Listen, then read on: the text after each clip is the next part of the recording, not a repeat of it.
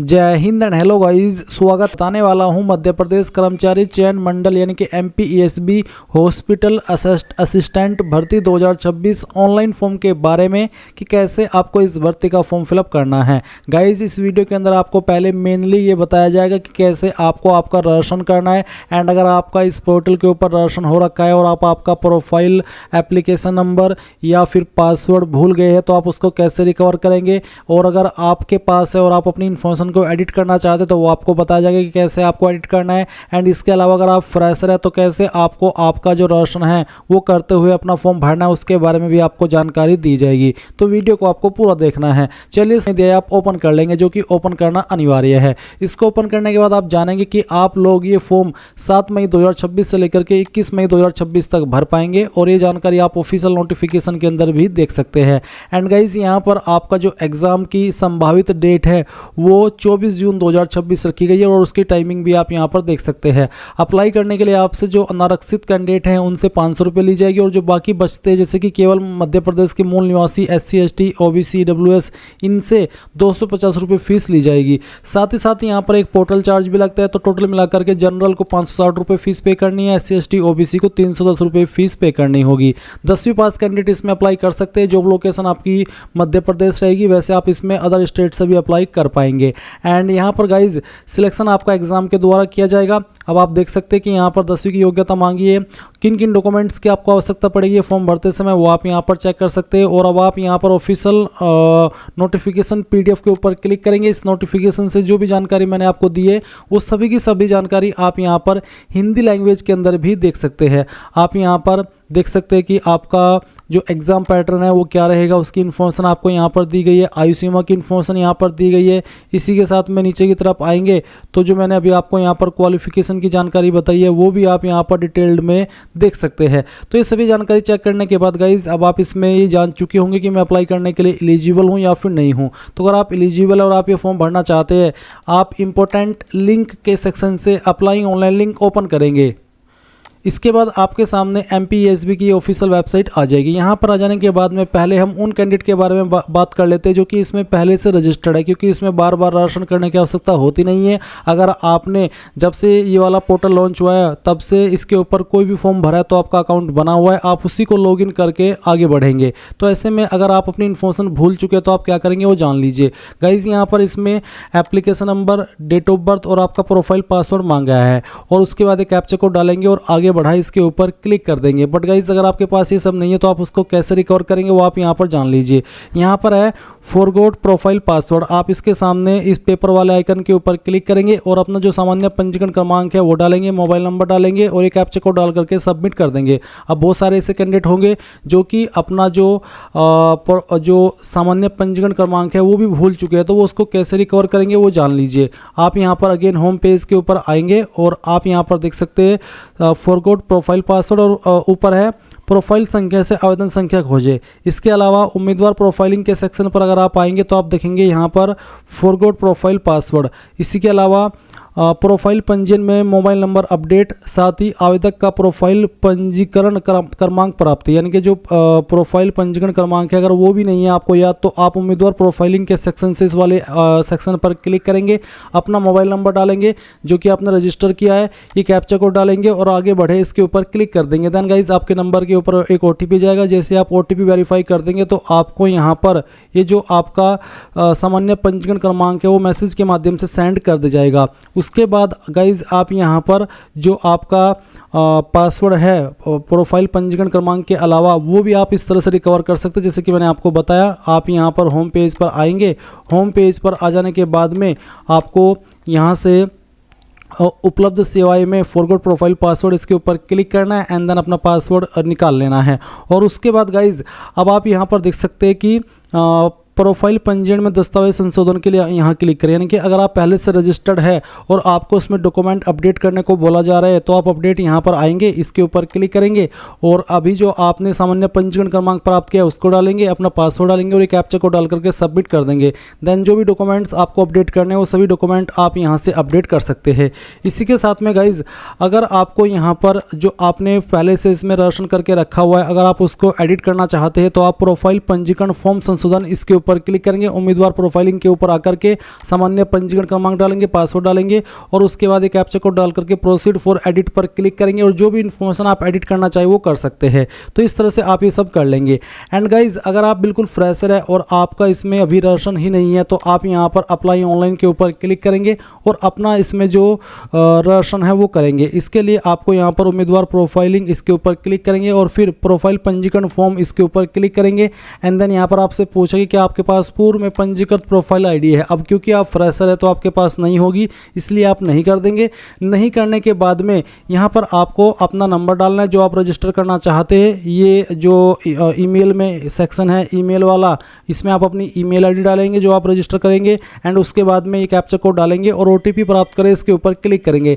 Then आपके number के ऊपर एक ओटीपी जाएगा। जैसे आप ओटीपी डाल करके आगे बढ़ेंगे तो गाइज आपको यहाँ पर रजिस्ट्रेशन की जानकारी फिल करने का विकल्प मिल जाएगा, जो कि मैं दिखाता हूँ कि किस तरह से रहने वाला है। इसके बाद में आपके सामने यहाँ पर व्यक्तिगत विवरण आ जाएगा, जिसमें कि गाइज आपने जो इन्फॉर्मेशन भरी होगी जब इस पर ओटीआर किया था या फिर आपका प्रोफाइल रजिस्ट्रेशन किया था, तो आपको यहाँ पर ये जानकारी देखने को मिल जाएगी। अगर आपको इनमें से कोई जानकारी एडिट करनी है तो आप इसको एडिट भी कर सकते हैं। और अगर आप यहाँ पर फर्स्ट टाइम इस वेबसाइट पर अपना रजिस्ट्रेशन कर रहे हैं तो भी आपके सामने यही वाला इंटरफेस आएगा, जहाँ पर आपको आवेदक का नाम लिखना है। ये नाम आप आपका 10th के सर्टिफिकेट के अकॉर्डिंग और जो आपका आधार कार्ड है उसके अकॉर्डिंग फिल करिएगा। उसके बाद में आप यहाँ पर देखेंगे आवेदक का उपनाम, तो आपको यहाँ पर अगर आपका उपनाम न हो तो आपको NA लिखना होगा। उसके बाद आप यहाँ पर पति या पिता का नाम लिखेंगे और फिर यहाँ पर गाइज आपको माता का नाम लिखना है। उसके बाद में यहाँ पर जन्म तिथि आपको देनी होगी। जन्म तिथि आपको 10th के सर्टिफिकेट के अनुसार यहाँ पर सिलेक्ट करनी है। फिर पूछेंगे कि आप मध्य प्रदेश के मूल निवासी है। अगर आप मूल निवासी है तो आप हाँ करेंगे, अगर आप मूल निवासी नहीं है तो आप नहीं करेंगे। उसके बाद आपका जो भी जेंडर है वो आप सिलेक्ट कर लेंगे। फिर आएगी आपकी कास्ट कैटेगरी, तो जो भी आपकी कास्ट कैटेगरी है जैसे कि जनरल, SC, ST या फिर OBC जो भी है वो आप यहाँ पर टिक कर देना। अगर आपकी कैटेगरी SC है तो भी आप इसको इस तरह से टिक कर सकते हैं। अगर आप जनरल है तो आप जनरल सेलेक्ट कर लेंगे। फिर यहाँ पर एक सवाल है कि क्या आप आर्थिक रूप से कमजोर EWS श्रेणी के अंतर्गत आते हैं। अगर आप आते हैं तो आप हाँ करेंगे, नहीं आते हैं तो आप नहीं करेंगे। फिर है उच्च शैक्षणिक योग्यता का स्तर, तो आपकी हाईएस्ट क्वालिफिकेशन कौन सी है, जो भी है वो आप सिलेक्ट कर लेना। वही वाली क्वालिफिकेशन सिलेक्ट करना जो कि आपकी कंप्लीट हो, जो अभी आप कर रहे हो वो आप सिलेक्ट ना करना। उसके बाद में आपसे पूछा निवास का क्षेत्र, ग्रामीण या फिर शहरी, जो भी है वो आप टिक कर देना। फिर आएगा दिव्यांगता का विवरण, तो यहाँ पर बोला कि क्या आवेदक निःशक्तजन दिव्यांग है, न्यूनतम 40% या फिर उससे ज़्यादा। अगर हाँ तो हाँ, अगर नहीं तो आप नहीं करेंगे। फिर उसके बाद नीचे आप देखेंगे वैवाहिक विवरण, इसमें आपसे पूछा है कि क्या आप विवाहित है, यानी कि क्या आप मैरिड है। अगर आप मैरिड है तो आप हाँ करेंगे और हाँ करने पर आपको यहाँ पर विवाह की तिथि भी बतानी होगी। इसी के साथ गाइज यहाँ पर जीवित बच्चों की संख्या आपको बतानी होगी और साथ ही अंतिम बच्चे जुड़वा थे या फिर नहीं उसकी जानकारी भी आपको देनी होगी। बट अगर आप अनमैरिड है तो आप यहाँ पर नहीं कर देंगे। इसके बाद में यहाँ पर आता है पत्र व्यवहार के लिए वर्तमान पता, यानी कि जो आपका प्रेजेंट एड्रेस है उसकी जानकारी आप यहाँ पर फिल करेंगे। अगर आपकी जानकारी पहले से फिल है तो आप इसको यहाँ पर एडिट करना चाहे तो वो भी कर सकते हैं, जहाँ पर मकान नंबर या फिर गली मोहल्ला गाँव का नाम, उसके बाद में क्षेत्र, कॉलोनी, शहर, तहसील, या उसके बाद में आपका राज्य सेलेक्ट करेंगे, फिर आपका जिला और उसके बाद में आपका पिन कोड, ये सब जानकारी आप यहाँ पर भर देंगे। इसके बाद आप देखेंगे नीचे संलग्न दस्तावेज, तो आपको यहाँ पर देखने को मिलेगा कि आवेदक के शरीर का स्थायी पहचान चिन्ह, आपकी बॉडी के ऊपर ऐसा निशान जिससे आपकी बॉडी की पहचान हो सकती है। ये निशान आपकी बॉडी के ऊपर कोई भी हो सकता है, जैसे कि जलने का, कटने का, फिर बर्थ मार्क। बट आपको मैं सजेस्ट करूंगा वही निशान के बारे में बताइए जो कि प्राइवेट जगह पर ना हो और पब्लिक जगह पर हो, जिसको आप दिखा भी सके टाइम आने पर। तो आप यहाँ पर उस निशान के बारे में लिख देंगे। अगर आपकी बॉडी के ऊपर ढूंढने के बाद भी कोई ऐसा निशान नहीं है तो आप यहाँ पर नो मार्क लिख सकते हैं। उसके बाद आता है परीक्षा कक्ष में प्रस्तुत किए जाने वाला फोटो युक्त पहचान पत्र, कौन सी आईडी से आप अपना वेरिफिकेशन करना चाहेंगे वो आईडी आप यहाँ पर सिलेक्ट कर ले। मैंने आधार कार्ड सेलेक्ट किया हुआ है और उसके बाद में आप यहाँ पर पहचान पत्र क्रमांक और फिर उसको दोबारा डाल करके वेरीफाई कर देंगे। इसके बाद में गाइज यहाँ पर एक लाइन है, do you want to edit change your documents, ये जो ऑप्शन है उनके सामने आएगा जो कि अपनी जो प्रोफाइल डिटेल है उसको एडिट कर रहे हैं। अगर आप यहाँ पर फर्स्ट टाइम रजिस्ट्रेशन करते समय फॉर्म भर रहे हैं तो आपके सामने भी सेम इंटरफेस आएगा जैसे कि आप वीडियो में देख सकते हैं, बट आपके सामने ये वाली लाइन नहीं आएगी। आप यहाँ पर डायरेक्टली घोषणा पत्र के ऊपर टिक करेंगे और उसके बाद में पंजीकरण करें इसके ऊपर क्लिक करेंगे। बट बट क्योंकि आप तो ऑलरेडी रजिस्टर्ड है और आपको आपका जो फोटो है या फिर जो अन्य डॉक्यूमेंट्स हैं उनको एडिट करना है, तो आप यहाँ पर हाँ कर दीजिएगा और उसके बाद में पंजीकरण संशोधित करें इसके ऊपर क्लिक कीजिएगा। अब आपके सामने यहाँ पर इस तरह से इंटरफेस आएगा, जैसा कि आप वीडियो में देख सकते हैं। आपको काफ़ी सारे इंस्ट्रक्शंस दिए गए हैं, ये इंस्ट्रक्शंस आपको पढ़ने हैं और इन इंस्ट्रक्शंस के अकॉर्डिंग ही आपको आपका यहाँ पर लाइव फोटो क्लिक करना है।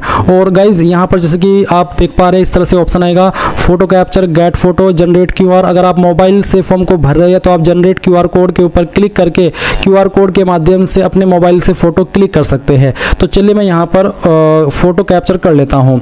फोटो कैप्चर करने के बाद में इस तरह से आपके सामने आपका फोटो आ जाएगा। और गाइज मैं आपको फिर से यहाँ पर रिमाइंड कराना चाहूँगा कि अगर आप फॉर्म को मोबाइल से भर रहे हैं तो आप यहाँ पर लाइव फोटो अपलोड करने के लिए ये जो जनरेट क्यूआर है इसके ऊपर क्लिक करेंगे। आपके सामने क्यूआर कोड आएगा जिसको स्कैन करके आप आपका जो फोटो है वो अपने मोबाइल से अपलोड कर सकते हैं। तो चलिए आपने यहाँ पर अपना फोटो क्लिक कर लिया, फिर आप यहाँ पर जो फोटो की लाइन लिखी है इसके ऊपर टिक कर देना। इसके बाद आप यहाँ पर नीचे की तरफ आएंगे और देखेंगे सिग्नेचर, तो आपको यहाँ पर ब्राउज के ऊपर क्लिक करना है और जो आपकी सिग्नेचर की फाइल है वो सिलेक्ट कर लेनी है। सिग्नेचर की फाइल सेलेक्ट करने के बाद में आपको इस तरह से उसको क्रॉप कर लेना है और जितने जगह पर आपका सिग्नेचर है बस उसको ही रखना है और फिर यहाँ पर इस राइट के निशान पर क्लिक करना है, आपका सिग्नेचर यहाँ पर आ जाएगा। फिर आप सिग्नेचर के जो नीचे जो लाइन लिखी है वो यहाँ पर टिक कर दीजिएगा। इसके बाद है हैंड रिटन टेक्स्ट, उसमें आपको जो लिखना है वो यहाँ पर आपके सामने है। ये जो लाइन लिखी गई है, मैं घोषणा करता हूँ कि मेरे द्वारा आवेदन में दी गई समस्त जानकारी, आपको एक ब्लैंक पेपर यानी कि कोरा कागज लेना है और उसमें ये जो लाइन है चाहे आप इंग्लिश के अंदर लिखे या फिर हिंदी के अंदर लिखे, कोई एक लैंग्वेज में लिखना ही अनिवार्य है, दोनों में लिखना चाहिए तो आपकी मर्जी है। आपको अपने हैंड से रिटर्न करनी है बिल्कुल ऐसे ही जैसे कि यहाँ पर लाइन लिखी गई है और फिर उस इमेज को स्कैन करके आपको यहाँ पर अपलोड करना है ब्राउज के ऊपर क्लिक करके। जैसे ही आप यहाँ पर आपकी हैंड रिटन टेक्स्ट की जो फाइल है वो सिलेक्ट कर लेंगे, इमेज सेलेक्ट कर लेंगे तो इस तरह से आएगा। अब आपको यहाँ पर राइट के आइकन पर क्लिक करना है और इस तरह से आपका जो ये हस्तलिखित टेक्स्ट है वो आ जाएगा। अब आप यहाँ पर टिक कर देना। इसको टिक करने के बाद में आप upload photo signature handwritten text इसके ऊपर क्लिक करेंगे। गाइज जैसे ही आपका लाइव फोटो सिग्नेचर और हैंड रिटन टेक्स्ट अपलोड हो जाए तो आप यहाँ पर नीचे बाकी के डॉक्यूमेंट अपलोड करेंगे। और अगर आपको फोटो सिग्नेचर और हैंड रिटन टेक्स्ट अपलोड करने में इशू आ रहा है तो गाइज मे बी आप सही से जो इंस्ट्रक्शंस आपको दिए जा रहे हो वो फॉलो ना कर रहे हो, आपकी फोटो क्वालिटी अच्छी ना हो हैंड रिटन टेक्स्ट की या फिर सिग्नेचर की, या फिर जो आपका लाइव फोटो है वो जो इंस्ट्रक्शंस आपको बताए हैं वो इंस्ट्रक्शंस अच्छे से फॉलो करके आप उसको नहीं ले रहे हो, कैप्चर कर रहे हो, तो इस वजह से ये सब प्रॉब्लम आ सकती है। इसलिए आपको ध्यानपूर्वक बहुत ही अच्छे से सावधानी से अपना यहाँ पर फोटो सिग्नेचर और हैंड रिटन टेक्स्ट अपलोड करना है। इसके बाद आप देखेंगे जन्मतिथि प्रमाण पत्र हेतु अंक सूची, जिसमें कि आप 8वीं 10वीं या 12वीं की अपलोड कर सकते हैं। इसका फॉर्मेट जेपीजी का रखा है, तो मैं आपको सजेस्ट करूंगा अगर आपके पास 10वीं की सर्टिफिकेट है जिसमें कि आपका जन्मतिथि मेंशन है वो आप यहाँ पर अपलोड कर देना। और अगर आप अपना बर्थ सर्टिफिकेट अपलोड करना चाहें तो वो भी आप यहाँ पर अपलोड कर सकते हैं। और अगर आप SC ST OBC है तो आप यहाँ पर कास्ट सर्टिफिकेट अपलोड करेंगे, ये ऑप्शन उन्हीं के सामने एक्टिव होगा जो कि SC ST OBC है।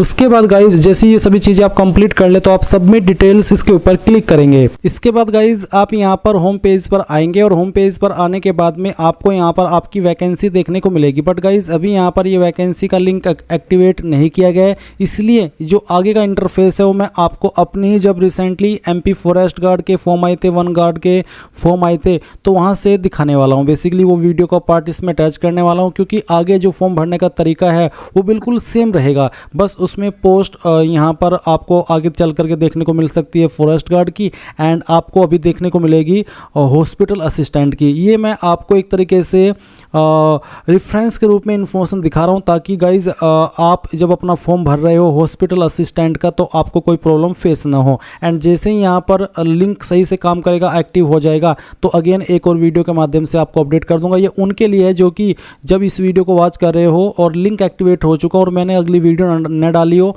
तो ऐसे में वही इस वीडियो से वॉच करके डिटेल्स को समझ करके अपना फॉर्म भर सके। तो आगे आप लोग इस वीडियो को देखते रहिए एंड कहीं पर कोई ऑप्शन अलग हो, कोई ऑप्शन में आपको डाउट हो तो आप कमेंट के माध्यम से पूछ लेना। एंड देन यहाँ पर क्लिक करेंगे और फिर आगे बढ़ाए इसके ऊपर क्लिक कर देंगे। अब जो आपको सामान्य पंजीकरण क्रमांक मिला है इसमें दर्शन करने के बाद में वो डालेंगे, जो आपका डेट ऑफ बर्थ अभी आपने भरा वो डेट ऑफ बर्थ आप यहाँ पर डालेंगे, ये कैप्चा कोड फिल करेंगे और फिर सत्यापित कर आगे बढ़ाए इसके ऊपर क्लिक करेंगे। नाउ गाइस जो इन्फॉर्मेशन आपने इसमें भरी थी अपना दर्शन करते समय वो सभी इन्फॉर्मेशन आपके सामने है। और मैं आपको बता दूं कि अगर आप पहले से रजिस्टर्ड है और आप यहाँ पर लॉगिन करके फॉर्म को भर रहे हैं तो और आपको अपनी डिटेल्स को मॉडिफाई करना करना है तो आप एडिट प्रोफाइल दर्शन इसके ऊपर क्लिक करके इनमें से जो भी जानकारी एडिट करना चाहे, मॉडिफाई करना चाहे वो कर सकते हैं। बट गाइस अगर आपने अभी भी दर्शन किया है और आपकी डिटेल्स अभी सही है तो आप यहाँ पर आगे बढ़ाए इसके ऊपर क्लिक करेंगे। अब आप यहाँ पर इसमें 31 पॉइंट पर आएंगे और इसमें कैटेगरी है जैसे कि भूतपूर्व सैनिक, होमगार्ड, स्वयंसेवी, नगर सैनिक या फिर बिना वर्ग या फिर संविदा कर्मी। तो अगर आपकी इनमें से कोई कैटेगरी है तो वो सिलेक्ट कर ले, नहीं तो आप बिना वर्ग इसको टिक करेंगे। फिर यहाँ पर आपको आयु संबंधी छूट की जानकारी में कुछ सवालों के आंसर करने हैं। जैसे कि यहाँ पर एक सवाल है कि क्या आप शासकीय नगर शासकीय निगम मंडल स्वशासी संस्था के कर्मचारी है, अगर है तो हाँ, नहीं तो आप नहीं करेंगे। इसी प्रकार से सवाल है कि क्या आप विक्रम पुरस्कार से सम्मानित खिलाड़ी है, अगर हाँ तो हाँ, नहीं तो आप नहीं कर देंगे। फिर क्या आप मध्य प्रदेश शासन के अधीन छटनी शुदा कर्मचारी है, अगर है तो हाँ, नहीं तो यहाँ पर भी आपको नो करना है। तो बेसिकली आप इन सवालों को पढ़ेंगे और जो इनके ऊपर आपके ऊपर एप्लीकेबल है उसमें हाँ करेंगे। जैसे कि एक और सवाल आता है कि क्या नियम पुस्तिका के अनुसार आप राष्ट्रीय अंतर्राष्ट्रीय उत्कृष्ट खिलाड़ी है, अगर है आप राष्ट्रीय यानी नेशनल या इंटरनेशनल लेवल के खिलाड़ी तो आप हाँ करेंगे, नहीं तो आप नहीं कर देंगे। फिर आपको यहाँ पर एक सवाल दिया कि यदि हाँ तो आपको यहाँ पर खेल का प्रकार भी चुनना होगा। 41 पॉइंट है कि क्या आप शासकीय सेवा में नियुक्ति के लिए नीचे दिए गए विभिन्न वर्गों में सम्मिलित है एवं नियम पुस्तिका के अनुसार इस वर्ग के लिए विशेष लाभ जो कि आयु में 55 वर्ष तक छूट एवं बोनस अंक लेना चाहते हैं, अगर है जैसे कि यहाँ पर किन किन को ये मिलता है वो आप देख लीजिए। अतिशेष कर्मचारी को जनगणना 1981 के अतिशेष कर्मचारी, भूतपूर्व सैनिकों, अगर है तो आप हाँ करके इसमें बता सकते हैं, टिक कर सकते हैं कि किसके तहत आप ये छूट लेना चाहते हैं, नहीं तो आप नहीं कर देंगे। फिर 42 पॉइंट आएगा आपका कि आप किसको प्रेफरेंस देना चाहते हैं अप्लाई करने के लिए। तो मैं यहाँ पर ए को प्रेफरेंस दे रहा हूँ जिस पर 10वीं पास की योग्यता मांगी है। जो इसके बाद आप क्लिक टू सेलेक्ट प्रेफरेंस इसके ऊपर क्लिक करेंगे। अब यहाँ पर गाइज आपके सामने शैक्षणिक योग्यता का सेक्शन आ चुका है। तो यहाँ पर 10वीं का ऑप्शन है, तो 10वीं का रोल नंबर क्या है वो आप यहाँ पर एंटर कर देंगे, जो भी है वो आप यहाँ पर डाल दीजिएगा। तो जो भी आपका रोल नंबर है वो आप यहाँ पर भरिए और उसके बाद में आपको बताना कि किस साल के अंदर आपने पास कर ली थी और बोर्ड का नाम क्या है। तो जो भी आपका बोर्ड था वो आप यहाँ पर भर देंगे। एंड गाइज अगर आप सहायक जिला अधीक्षक इस वाली पोस्ट को भी टिक किए थे, इस पर भी आपको अप्लाई करना है, तो फिर आपको यूजी यानी कि अंडर ग्रेजुएट यानी कि ग्रेजुएट की इन्फॉर्मेशन भी देनी होगी, जहाँ पर आपको फाइनल ईयर का रोल नंबर किस साल के अंदर हो गई थी वो और अपनी यूनिवर्सिटी का नाम जहाँ से आपने की थी। इसके बाद आप नीचे आएंगे, देखेंगे यहाँ पर आपकी पोस्ट की प्रेफरेंस। तो जैसे कि यहाँ पर वन रक्षक बालाघाट और किस कार्यालय के अंदर है अप्लाई करने के लिए, यहाँ पर आपसे हायर सेकेंडरी अथवा 10+2 पद्धति से 10वीं कक्षा उत्तीर्ण, तो 10वीं पास अगर है तो आप इसको हाँ कर दीजिए, फिर यहाँ पर टिक कर दीजिए। इस तरह से ये प्रेफरेंस के रूप में आ जाएगा। तो यहाँ पर आपको इन तरह से ये जो प्रेफरेंसेस है वो अपनी मर्जी से दे देनी है। चलिए मैं यहाँ पर इन सभी को प्रेफरेंस देता हूँ। ये अलग अलग डिस्ट्रिक्ट के अंदर है, जैसे कि आप यहाँ पर देख सकते हैं काफ़ी सारी डिस्ट्रिक्ट के अंदर ये निकाली गई है। तो जिसको आपको जो नंबर पर प्रेफरेंस देनी है इस तरह से आप यहाँ पर उनको टिक कर दीजिए। ये सभी प्रेफरेंसेस देने के बाद में आप यहाँ पर नीचे की तरफ आएंगे और गाइज यहाँ पर आने के बाद आप यहाँ पर देखेंगे मध्य प्रदेश राज्य के रोजगार कार्यालय में जीवित पंजीयन होना अनिवार्य है। यानी कि अगर आपका मध्य प्रदेश रोजगार कार्यालय के अंदर रजिस्ट्रेशन नहीं है तो गाइज आप इसमें अप्लाई करने के लिए एलिजिबल नहीं हो पाएंगे। तो अगर आप मध्य प्रदेश से तो भी एलिजिबल है और अगर आप मध्य प्रदेश से नहीं है तो भी ये एलिजिबल है। ये कैसे करना होता है इसके संबंध में आपको वीडियोज़ मिल जाएगी, बट जो अभी मैंने लास्ट टाइम जो वीडियो बनाई थी मैंने आपको इस वीडियो के डिस्क्रिप्शन में जो लिंक दिया है हमारी वेबसाइट का, ये आप ओपन करके यहाँ पर इस वीडियो को वॉच करके अपना जो रोजगार पोर्टल के ऊपर रजिस्ट्रेशन है वो कर लीजिएगा। अगर आपको लगता है कि अभी का जो प्रोसेस है, क्योंकि ये काफ़ी पुरानी वीडियो है, वो अलग है और जो इस वीडियो के अंदर प्रोसेस बताया वो अलग है, तो आप कमेंट के माध्यम से बताइए ताकि मैं आपके लिए एक अलग से वीडियो बना सकूँ आज के लेटेस्ट जो वेबसाइट के ऊपर इंटरफेस है उसके साथ में। और अगर पहले जैसा ही है तो आप इस वीडियो को वॉच करके अपना रोजगार पोर्टल के ऊपर रजिस्ट्रेशन कर लीजिएगा। उसके बाद यहाँ पर आप इसमें हाँ कर दीजिए कि हाँ मेरा पंजीयन है। फिर आप पंजीयन क्रमांक डालेंगे, किस डेट में आपने पंजीयन करा है या फिर करवाया है वो डेट सेलेक्ट कर लेंगे। फिर किस जिले के अंदर करवाया है वो भी आप यहाँ पर सेलेक्ट कर लेंगे। इसके बाद नीचे की तरफ आप 45 पॉइंट देखेंगे। बेसिकली इसमें ये कहा है कि जो क्वालिफिकेशन मांगी है जिस पोस्ट पर आप अप्लाई कर रहे हैं उस पर अप्लाई करने के लिए क्या वो आपके पास है, तो आप इसमें हाँ कर दे। फिर क्या आप आवेदित पद समूह के लिए न्यूनतम यानी कि जो जिस पोस्ट पर आप अप्लाई कर रहे हैं उस पर जो जरूरी क्वालिफिकेशन है कम से कम वो आपके पास है, तो आप इसमें भी हाँ कर दे। फिर क्या आपके पास समग्र ID क्रमांक है, अगर आपके पास समग्र ID है तो आप हाँ करेंगे, नहीं है तो आप यहाँ पर नो कर देंगे। उसके बाद यहाँ पर आपको एग्जाम सेंटर की प्रेफरेंस देनी है, तो पहली चॉइस आपको देनी है, फिर यहाँ पर सेकंड चॉइस, उसके बाद में आपको थर्ड चॉइस देनी है, फिर यहाँ पर आपको फिफ्थ चॉइस देनी है। तो इस तरह से आप यहाँ पर ये जो 11 चॉइस है वो आपकी दे दीजिएगा एक एक करके। इसके बाद आप यहाँ पर डिक्लेरेशन पर टिक करेंगे और आगे बढ़ाए इसके ऊपर क्लिक करेंगे। अब गाइज आपके सामने कुछ ऐसा इंटरफेस आएगा जैसा कि आप वीडियो में देख सकते हैं। यहाँ पर शैक्षणिक योग्यता का दस्तावेज जिसमें कि यहाँ पर 10वीं का सर्टिफिकेट मांगा है, फॉर्मेट जेपीजी का चल जाएगा और साइज 150 KB से कम रहना चाहिए। तो आपको क्या करना है, चूज फाइल के ऊपर क्लिक करना है और जहाँ पर भी आपका सर्टिफिकेट है 10वीं का वो आपको यहाँ पर सेलेक्ट कर लेना है। चलिए मैं यहाँ पर इस फाइल को सेलेक्ट करता हूँ, ओपन करता हूँ। फिर आपको यहाँ पर अपलोड एजुकेशन सर्टिफिकेट इसके ऊपर क्लिक करना है। ये फाइल आपकी अपलोड हो जाएगी और इसके बाद में इस तरह से आप click to download education certificate के ऊपर क्लिक करके इसको व्यू भी कर सकते हैं। और अगर अपलोड न हो रही हो तो आपको यहाँ पर ध्यान देना है कि जो आपकी फाइल है उसकी जो चौड़ाई है वो आपकी 700 पिक्सल से 800 पिक्सल के बीच में हो और जो उसकी ऊंचाई है वो आपकी 400 पिक्सल से लेकर के 950 पिक्सल के बीच में हो और साइज 150 KB से कम तभी अपलोड हो पाएगा। अब आप सबमिट डिटेल्स इसके ऊपर क्लिक कीजिए। आपके सामने आपके फॉर्म का प्रीव्यू आ चुका है। जो भी जानकारी शुरू से लेकर अभी तक भरी है वो आपके सामने है। आप यहाँ पर इसको ड्राफ्ट के रूप में प्रिंट कीजिए, अगर प्रिंट नहीं है तो PDF के रूप में सेव कर लीजिए। इसके बाद में आप प्रोसीड टू पेमेंट इसके ऊपर क्लिक करेंगे और आपको यहाँ पर पेमेंट के पेज पर ट्रांसफर किया जाएगा। गाइज आप आपकी fees net banking, debit, credit card, UPI इनमें से किसी भी माध्यम का इस्तेमाल करके जमा कर सकते हैं। जैसे आपकी फीस जमा हो जाएगी तभी जाकर के आपका फॉर्म फाइनल सबमिट माना जाएगा।